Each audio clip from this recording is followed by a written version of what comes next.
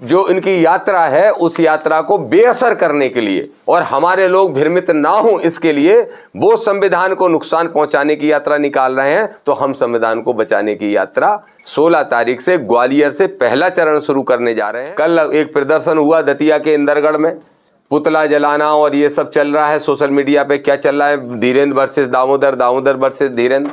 मैं एक ही बात स्पष्ट तौर पे कहना चाहता हूं, हमारी लड़ाई संवैधानिक है। सम्मानीय पत्रकार साथियों, आप सबका बहुत बहुत धन्यवाद हमारे संविधान बचाने की लड़ाई में हमारा साथ देने के लिए और हमारी बात निष्पक्षता से दिखाने के लिए। मेरे साथ आज आदरणीय आर.डी. प्रजापति जी हैं, जो चंदला के पूर्व विधायक हैं, जिला पंचायत अध्यक्ष रहे, मंडी अध्यक्ष रहे, बहुत सारे पदों पर रहे और अम्बेडकरवादी मिशन के, संविधानवादी मिशन के बहुत अच्छे नेता हैं। हम लोग इस विषय में आपके सामने आए हैं। आप सब जानते हो कि धीरेन्द्र कृष्ण शास्त्री एक गैर संवैधानिक यात्रा निकाल रहे हैं सत्ता के संरक्षण में। उनकी यात्रा शुरू हो चुकी है, आज तीसरा दिन चल रहा है। उस यात्रा को रोकने के लिए हमारा दलित पिछड़ा समाज संगठन लगातार पहले राष्ट्रपति, फिर राज्यपाल, फिर चीफ जस्टिस ऑफ इंडिया सबसे आग्रह करता चला आ रहा है कि उस यात्रा को रोका जाए, नहीं तो देश में सांप्रदायिकता फैलेगी और संविधान के की धज्जियां उड़ाने का काम, बाबा साहब का अपमान करने का काम धीरेन्द्र शास्त्री कर रहे हैं। हमारा संगठन PIL तैयार करके और सुप्रीम कोर्ट पहुंच चुका है और हमें पूरा विश्वास है, हमारे वकीलों ने आसान्वित किया है कि कल हमारी PIL दर्ज हो जाएगी और हमें पूरा उम्मीद है कि सुप्रीम कोर्ट जरूर हमें न्याय देगा और धीरेन्द्र कृष्ण शास्त्री की गैर संवैधानिक यात्रा, राजनीतिक मंसूबों को के उद्देश्य से की जा रही यात्रा को रोका जाएगा। दूसरा एक विषय बहुत महत्वपूर्ण है, क्योंकि हम कोर्ट के साथ साथ सड़क पे भी अपना विरोध प्रदर्शन कर रहे हैं, तो इसलिए हम लोगों ने तय किया है कि धीरेन्द्र शास्त्री की यात्रा के बदले में, जहां धीरेन्द्र शास्त्री यात्रा निकाल रहे हैं संविधान को नुकसान पहुंचाने या खत्म करने के लिए, वहीं हम लोग यात्रा निकालने जा रहे हैं संविधान की रक्षा के लिए, जिसका नाम संविधान बचाओ यात्रा रखा है। धीरेन्द्र शास्त्री यात्रा करके सांप्रदायिकता फैला रहे और हम यात्रा करके भाईचारा फैलाने का काम करेंगे। तो इसलिए संविधान बचाओ यात्रा की शुरुआत भी हम 16 तारीख को ग्वालियर से करने जा रहे हैं। ये जो यात्रा होगी ये 2 चरण में होगी। पहले चरण में ये ग्वालियर चंबल संभाग में जाएगी, जगह जगह सभाएं होंगी, सैकड़ों जगह नुक्कड़ सभाएं होंगी और दूसरे चरण में बुंदेलखंड में जाके समाप्त होगी। जाएंगे ग्वालियर टू बागेश्वर, छतरपुर, वहां जाके यात्रा का समापन करेंगे और वहां पे आडंबर पाखंड के खिलाफ हल्ला बोलते हुए धीरेन्द्र शास्त्री के गैर कानूनी कामों की पोल खोलने का काम हम और हमारे विधायक जी सब मिलके करेंगे। ये 2 विशेष मुद्दे थे। इसके अलावा एक और विषय है, आप जानते हो कि कल एक प्रदर्शन हुआ दतिया के इंदरगढ़ में, पुतला जलाना और ये सब चल रहा है सोशल मीडिया पे। क्या चल रहा है? Dhirendra versus Damodar, Damodar versus Dhirendra. मैं एक ही बात स्पष्ट तौर पे कहना चाहता हूं, हमारी लड़ाई संवैधानिक है और अब तक जो भी तरीके हमारे सब साथियों ने हमने अपनाए हैं वो सारे संवैधानिक हैं। चाहे प्राइम मिनिस्टर को चिट्ठी लिखें, चाहे राष्ट्रपति को लिखें, चाहे राज्यपाल को लिखें, चाहे चीफ जस्टिस ऑफ इंडिया के यहाँ गुहार लगाएं। लेकिन धीरेन्द्र शास्त्री के कुछ मैं तो कहूँगा पिट्ठू या तनख्वाहिया लोग हैं जो जगह जगह 15-20 खड़े होकर विद्रोह करते हुए उपद्रव करने का काम कर रहे हैं। कल दतिया जिले के इंदरगढ़ में उपद्रव किया गया। सैकड़ों अम्बेडकरवादी साथियों को 25-30 लोगों ने लाठी और पत्थर से रोकने का काम किया और पुलिस ने दोनों पक्षों पे FIR की, जिस पे हमें घोर आपत्ति है।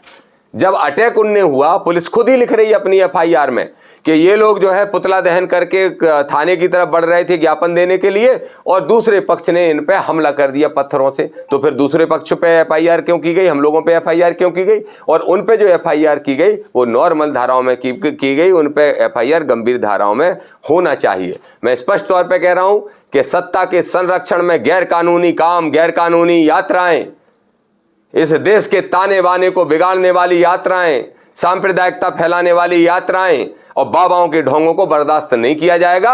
हम पूरी ताकत से लड़ेंगे। SC, ST, OBC और मानवतावादी सामान्य वर्ग के लोग भी हमारे साथ दे रहे हैं और हम पूरी ताकत से लड़के धीरेन्द्र शास्त्री को इस आडंबर पाखंड में परास्त करने का काम करेंगे। अब OBC के मुद्दे पे और क्या उद्देश्य है, क्यों धीरेन्द्र शास्त्री को छोड़ा गया है, इस मुद्दे पे आदरणीय विधायक जी आपके बीच में बात रखेंगे।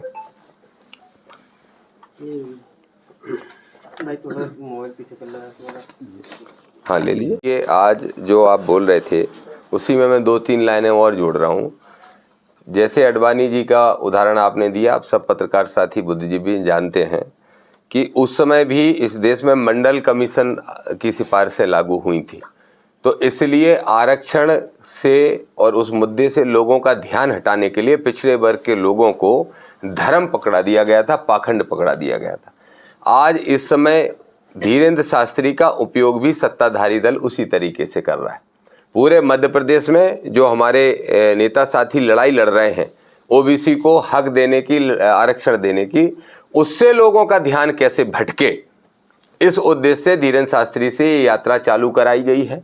बिहार के चुनाव में हिंदू मुस्लिम के आधार पर कैसे हिंदुओं को एक किया जाए, जो कि इनकी गलतफहमी है, बिहार में ऐसा होता नहीं है, उस उद्देश्य से यात्रा चालू कराई गई है। और ये दोनों उद्देश्य के साथ साथ पाखंड और आडंबर को फैलाने के साथ साथ धीरेन्द्र शास्त्री के भी मंसूबे, कुछ ख्वाहिशें हैं राजनीतिक जो स्पष्ट दिखाई दे रही हैं। जैसे उत्तर प्रदेश में प्रयोग हो गया, उन्हें लग रहा है मध्य प्रदेश में भी प्रयोग हो सकता है।